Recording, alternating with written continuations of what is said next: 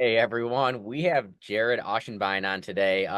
He's doing some pad splits out in Phoenix, Arizona, and I really wanted to bring him on and talk to us about what he's got going on and some of the shortfalls, and we could probably talk a little bit more about other things he has going on too. How you doing, Jared? Hey, pretty good, man. So before we even get into the whole co-living and pad splits, tell the audience a little bit about yourself. Well, I'm a new investor for one. I didn't do any investing in just about anything until April of 2023. And I got started because I read a book. I was I honestly wasn't looking to get into real estate or any of that stuff. I was trying to save money on taxes. So where I worked, I was moving up the ladder, and every time I moved up the ladder, I was getting hit harder and harder and harder with taxes. So I got a little upset and I did some research and found a book called Tax-Free Wealth. That led me down the rabbit hole. And of course, if you guys know Tom Wheelwright, he's the CPA for Robert Kiyosaki for Rich Dad Poor Dad. Led me to Rich Dad Poor Dad, and then the boom, the onion was unpeeling, and I just started investing. So Awesome. And where are you out of? I live in Oregon, but invest in Arizona. I Okay. did try to make Oregon work, and it doesn't work. So for investing, at least I can't make it work. I know others can, but I'm not that smart. So Gotcha. And so after you figured out Oregon wasn't working for you, what led you to Arizona? I looked around the nation, all of the U.S., even Hawaii, believe it or not, and my goals, I guess, in short, my goals. I wanted cash flow initially to supplement my income, but I also had my goals are a little weird because I want cash flow like everybody else, but I want the potential for appreciation, and I wanted the primary goal in the beginning was tax write-offs, basically. So I wanted to be able to buy that's why Arizona fit the bill. I mean, if I wanted to, I could go to the Midwest and buy like 20 houses and have a whole bunch of cash flow and hoorah. But for me, I wanted to be able to keep more of what I made. So in order to do that, I had to have a house, the value for bonus depreciation to offset my tax burden. So that's why Arizona fit the bill. The states that I were looking at were North Carolina, Florida, and Texas and Arizona. And the reason I chose Arizona was, well, property taxes, insurance were cheaper. North Carolina's farther away, for one. I really like North Carolina, by the way. But I ended up with Phoenix simply because of the size of the city, the fifth largest in the nation. And the target or the strategy I chose was co living. And I chose that because it was in my mind, and it was pretty accurate. I wanted something that had a lot of cash flow, but something that had a property manager out there to help me out since I'm out of state, and that's why the co-living pad split, I'll say the name, came into play. Because originally I was looking at the traveling nurses, but by my estimations in 2030, I think the traveling nurses will be not that popular. They may still be, but just roughly by the nurses coming online by that time. I didn't want to invest in something and get going on it and then find out, oh, that strategy is not going to work anymore. And who knows, maybe co-living won't be a strategy, but I think people always need housing. So that's why I did it. Yeah, I mean, and I think you're on the right path. I mean, you have more than me, but we're both doing co-living, and like you said, people are going to need housing, but people are also going to need affordable housing. Yeah. So, and I don't see that changing anytime soon. Not for a long time. Yeah, I agree.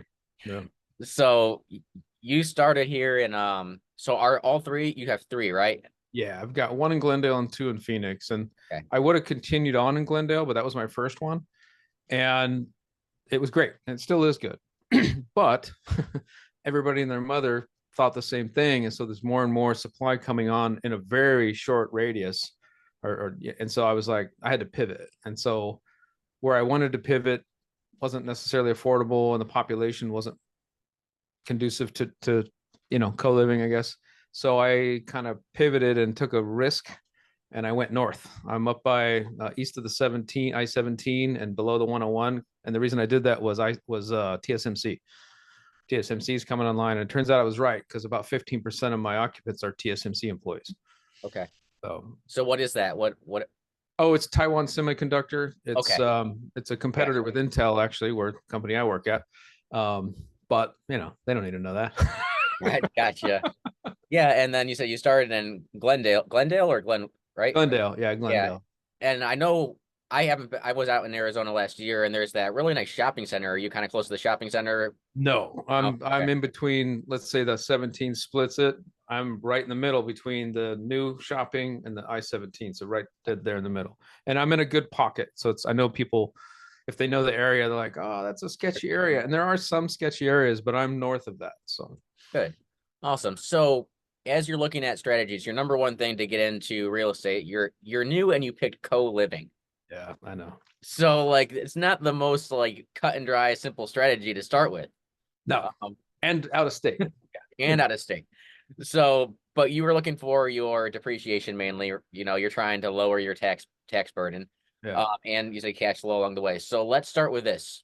A lot of people get into pad split and they think that they're a property manager. Did you think that way, or did you vet them well enough to realize that that wasn't the case? I didn't think that necessarily, but then again, I didn't know entirely what I was getting into. I just saw the goal and this strategy met it, and I was going to do whatever I had to do to get there. And so I don't know, for me, some people, I don't see obstacles, I see goals and I get to the goals. I don't know that I was in the army, and so the army, you know you go through a lot of trials and tribulations and things like that. So to me it was like, hey, there's the goal, I'm going to get there some way somehow, right? So I wasn't, I guess I didn't really think about it that much. I was just going to do whatever it took to get there. So All right, so that's some way somehow. So do you have a separate property manager along with pad split, or you're nope. doing it yourself? Yeah, I'm doing it myself. Wow. So Yeah. if I remember correctly, just by watching some of your content, you took about a year off. Yeah. Is that right?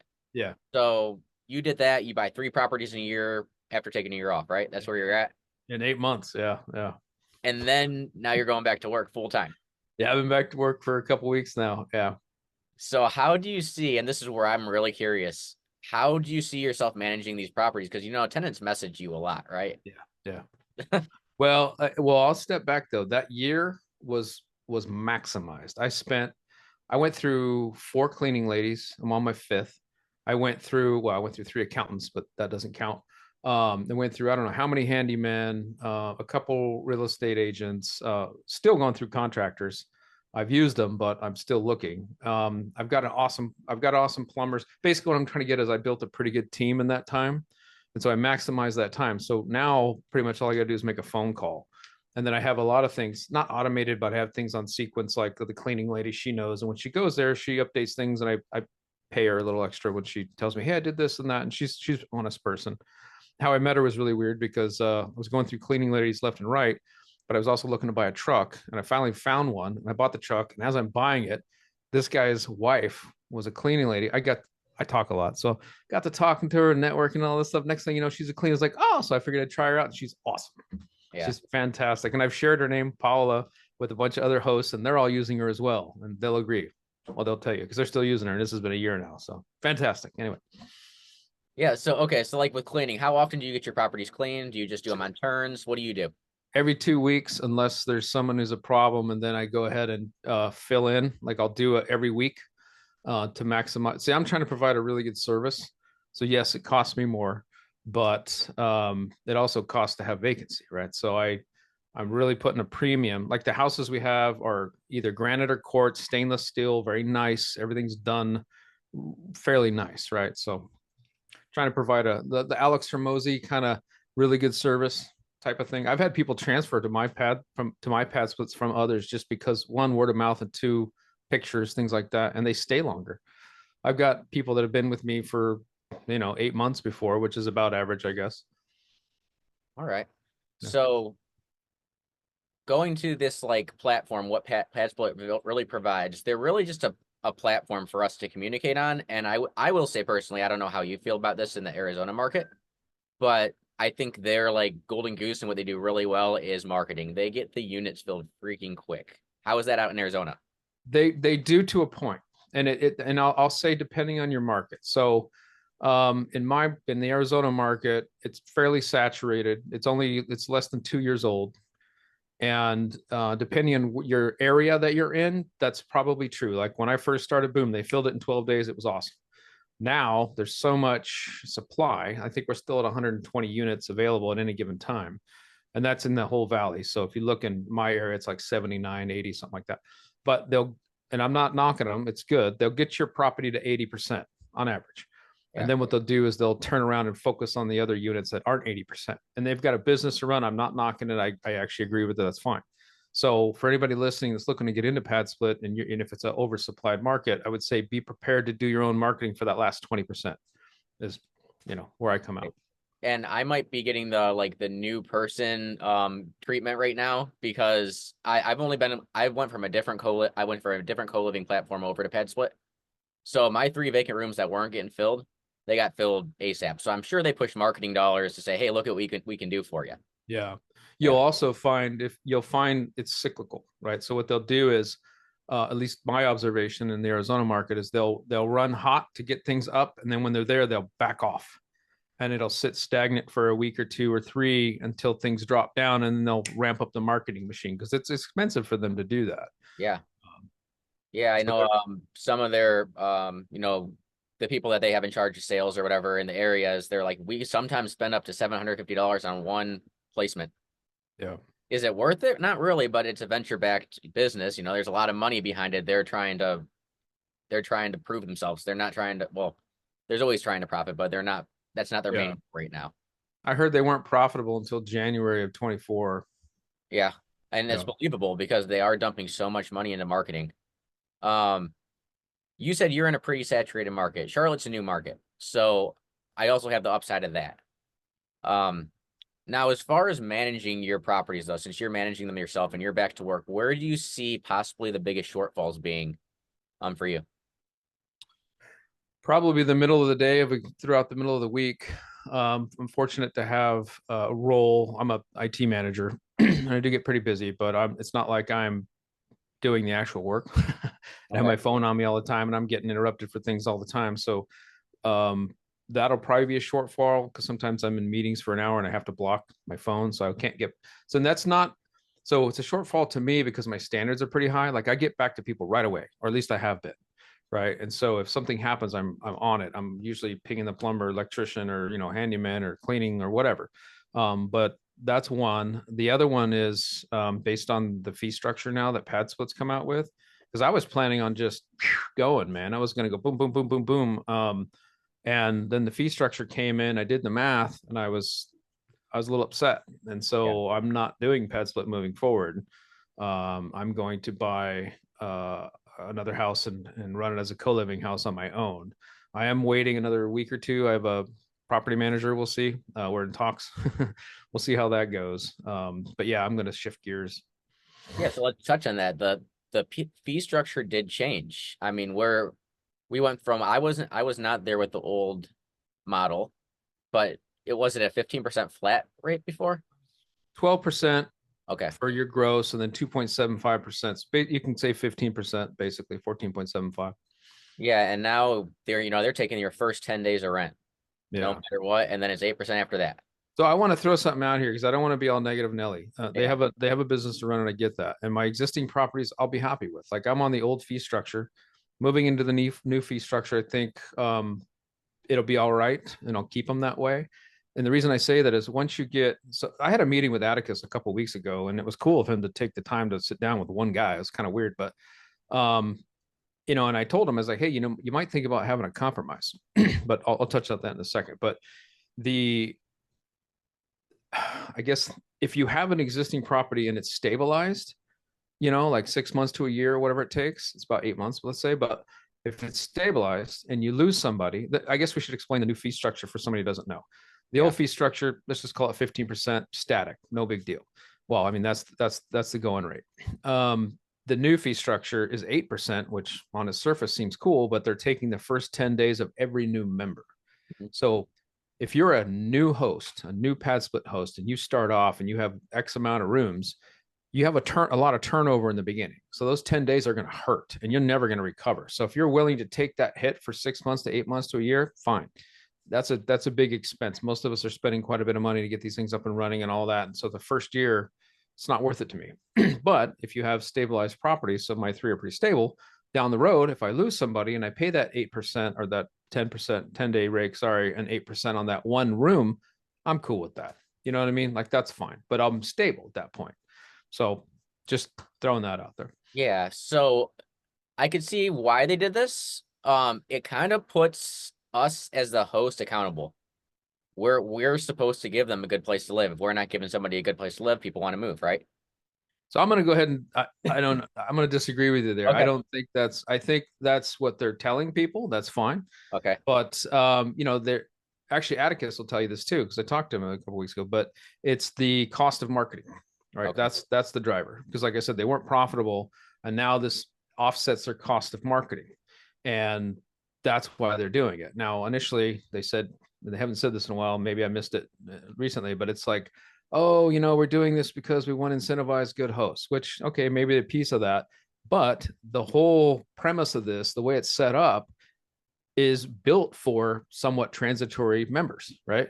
So you Right. have, people that come in from out of state that want to stay a place for a month or two till they find their permanent residence, or you have construction folks that come in for 4 months and they're going back home, or whatever. You know what I mean? It's not built to be long term, but over time, you will start to get people that stay. I have people that are on fixed income and they like it. I have people that actually are doing quite well. I've got a guy that's doing really well, drives a Mercedes and yada yada, but he just doesn't want to spend the money on the housing, right? And things are too expensive. So I don't know what he's waiting for, but good for him. And then I have a lady who's a nurse. She moved out. Well, I had a lady about a month or two ago. She was a nurse working 3 jobs, and she was saving up to buy a house. And that's cool, man. I love that.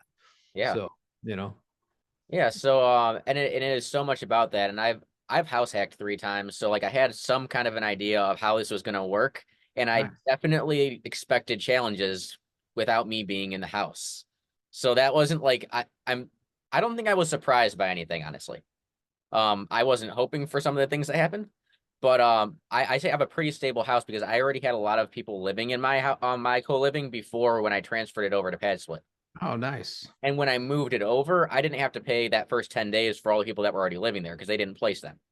So that did help having 4 of my 7 filled. So, but yeah, like you were saying, like a lot of people that are, running the numbers on these pad splits to invest in or bring investors in, they're thinking, okay, I can do whatever I have to do for rehab for like a month or two, and then 60 days in, I'm going to have this thing fully rented. Well, it's not going to happen that way, and then you're still going to be paying that that first 10 days. So you really want to have like a 3 or maybe a 4 month runway, even to get it fully rented, and then you're going to have turnover until Yeah. people Plus, really start working together or yeah, live that 10 well, days plus the 8%. plus the 8%, and Right. then like you said, it takes a lot to get 5, 6, 7 people to get along. So some people are going to move out quickly because they're just not vibing with the people that are living there. So it does take a little bit of time to really get a household of people that kind of want to stay together. Yeah. Um, so let's kind of fast forward going forward. You said you're not going with pad split anymore, but you're still sticking with the co-living model. Yeah, I like it. I mean, the co-living model is great if your goal is cash flow, Yeah. right? And so that is, I guess, my goal. It's still my goal. Um, it's not necessarily, I mean, 100% my goal now because I wasn't actually planning on going back to work necessarily. I thought, but now that I'm back at work, it's like, okay, well, I have cash flow. So I guess I should say this. I actually hit a goal. I in the back of my head, I was trying to hit, but not, I didn't think I'd actually hit it, which was having all my rental properties pay for my expenses, including my personal. And we hit that a couple months ago. So that was pretty cool, man. So now every dollar at my W-2 goes towards real estate. Um, yeah, I mean, but Yeah, it's, that's a good you could have thing. a bad month. Like we had this month, I thought was going to be bad, but we got to 17.4. The month's not even open yet. That's or over yet, but it's gross. So our take's like 15 grand right now. And our run rate on our rentals is 9,500 for mortgages, utilities about 22, 23, somewhere in there. And then my personal expenses are 4,500. So we're right in there. So we came in a little bit close enough to, and so now, and then I have some other income from some other things. And I do some private money lending and I have annuities and there's other things like that. So we don't, not stressed about it. So I guess my goal is still kind of cash flow, but I like the co-living plus it's what I know, if that makes any sense. Eventually, I'm probably going to try to do a long-term rental because here's a negative for this. If you're starting off brand new investor like me and getting in a pad split, I don't know how to do fund collection. Like I don't know how to collect money, and that's the positive. I don't know how to market really well. Like my efforts in that have sucked. I mean, I've to date I've got 4 members myself, and that's it. And that's with a lot of effort. and Yeah. I'm learning. And so I suck at that. But I'm good at the services side. So I'm good at talking to people, good at vetting people once somebody brings them to me, like Pad Split. And I've learned what not to do. And I've learned don't just take everybody that Pad Split gives you. Number one, I did that in the beginning. I was like, yay. And then I realized it's so much more work down the road. Oh my God. But I'm glad I did it because it got me started, and I didn't know what I didn't know, right? So now I've learned what I need to look out for, and that helps. So either way, um, sorry, I'm getting into this off No, topic you're stuff here, good. but yeah. So let's Anyway, touch on that. Something you brought up, not taking everybody Pad Split brings you. Now, Pad Split does kind of have two tiers as far as tenants. There's like you can take out about what they say about 15% of the options by having a little bit stricter criteria. yeah, But even that, you're still going to be wanting to vet who's coming into your property. yeah. I found that doesn't matter. No? The Okay. 15%, I don't know. It didn't seem to matter like at all to me. Okay. I Yeah. got you. I mean, I set mine to the stricter criteria. I don't know if it's going to make a difference. Like I said, I'm still really learning the Pad Split model. Yeah. And I want to touch on something right now that I don't know how you dealt with this. Going from long-term co-living, I had 6 to a year and a half leases, and now it's weekly insurance. Mm. So who do you use for your insurance? You don't have to name a name if you want to, but how's your insurance set up? My insurance is set up. I have the regular rental insurance and then an umbrella policy, and then also an LLC for protection. I know some people differ on that, but I went ahead and did the maximum. And then on top of that, I have my Arizona LLC, which is a member of my other LLC. I know there's a word for it, and I'm drawing a blank here. Holding company or Holding company. Thank yeah. you. Lord have mercy. Long day, long week. Gotcha. Okay. Yeah, I'm running into this problem in Charlotte right now because my insurance and I'm calling around. They're trying to classify mine as a short-term rental. Mm, So they don't like my long-term insurance policy. My insurance is actually telling me I have to find new insurance. So I wonder if that's an excuse. Are you close to the coast? so that's what's really weird. And this is what I think it is I think it's an excuse, but I'm 4 hours off the coast. But my insurance company is the Carolinas, is where they do their insurance, and that's all wrapped into everything going on the coast. Yeah. So I'm taking a hit on that. And I got dinged for my roof age being over 20 years old. So there's stuff like that that's going on where I'm like, whether it's an excuse or not, they don't want to renew my policy. Right. So That sucks. yeah. That was what went into you asked a while ago about choosing a market. That was another thing for Arizona. I mean, yeah, you might have some fires, but Florida and Texas, I was like, well, property taxes are high in Texas, and Florida has hurricanes and natural disasters. And boy, that was a good call because now look at what's going on. From what I hear, I don't invest there, but The mess. insurance Yeah. has gone up, property taxes is worse. And I was like, woo, dodged a bullet. Like in Arizona, my property taxes insurance is $2,000, right? I Yeah. pay my house here, I pay $1,800 a month for that piece. Okay. It's ridiculous. I mean, it went up, it doubled in the Eighteen because of hundred the dollars a month. we pay oh I'm sorry, not $1,800 a month. I was Okay. doing quarters. It's it used to be 8,300 a year, and now it's $14,700 so it's an extra $400. I have a spreadsheet and I break things down in quarters sometimes, so that was sticking in my head. Sorry. Um, but yeah, no, it went up to almost doubled, right? It's ridiculous. So Yeah. Wow. All right. So moving forward into co-living, you still want to stay in the same area. You're building a market, you're building a team. Are you going to go more long-term rentals with your tenants yeah, in co-living? Okay. yeah, I'm gonna do, and actually I'm gonna go smaller bedroom count too, because I guess I am looking for cash flow, but I'm looking for time savings as well. So Yeah. instead of, because I guess I should tell you what I did. I bought houses that were 2,000 square feet or better, no HOA, no pool, with plenty of parking, and a bonus was paid for solar. Two of my three have paid for solar, and that's for paying utilities, that's awesome.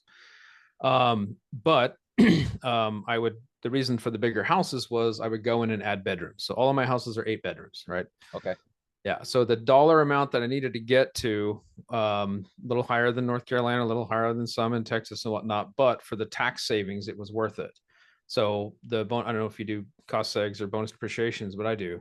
And so I offset my tax burden by the dollar amount of that house is more than Texas and North Carolina by about 100 grand or so, whatever. And that helps with my tax burden offset because that was another one of my priorities. And so, but in order to make that work, I couldn't just have a 4 bedroom house. I wouldn't be able to pay the mortgage because the houses are too expensive. So in my market, my price range, about 450 is where I'm hitting. I need 4 bedrooms to pay the mortgage. And this is, by the way, in the 6.5 and 7% range. So when the rates drop and I refi, I'll be doing even better. Yeah, let's say they do. But the 4 bedrooms pays for the mortgage, the 5th bedroom pays the utilities, and then 6, 7, and 8 is all profit. So a while ago, when I said I needed to get better at that 20% marketing, it's important because that's where the profit is at. Yeah, that's where your You money know is. what I mean? Yeah. And But when you have things that, because things break, these properties get overused. I mean, I yeah, I had to put a $7,000 AC unit on one of them here, like, and that sucked. But it is what it is. That's yeah, I mean, at least you can write it off, but at yeah, the that's same true. time, it's still real money leaving your bank account. Yep, So, yep, yeah, yeah. Um, so you see yourself staying in this co-living. You said you're possibly going to look into long-term down the road. You're doing some other things like private money lending and real estate. We're in multiple communities together. Um, and you're working a full-time job. So you got a lot going on. yeah, yeah. How do you kind of manage all this? I don't know, man. It's controlled chaos, I guess. I think it's because it's fun for me. I know that's gonna throw, and even my job is absolutely nuts and it's chaotic, and most people look at it and go, no. Yeah. But for me, it's I don't know, it's kind of an adrenaline rush. Plus, I like testing things and running pilots, and if it works, it's like, hey, if it's not broke, don't fix it. So keep going with it. But I am changing. I forgot to finish on my last one. The next house I'm going to buy, I'm not. The reason I'm explaining all the construction is I'm not going to do construction on the next house. Okay. I'm going to buy like a 5.3 and also in a different market. So I want to buy in Gilbert, but I think Chandler might be smarter for the co-living, but I might do something dumb and buy in Gilbert anyway and just sort of force it, because there's not as many, that target audience for the potential members are not really there. But I am going to do the annual lease, not furnish it. Basically on that one, it'll be a little bit of cash flow, but it's kind of a long-term, more of an appreciation play.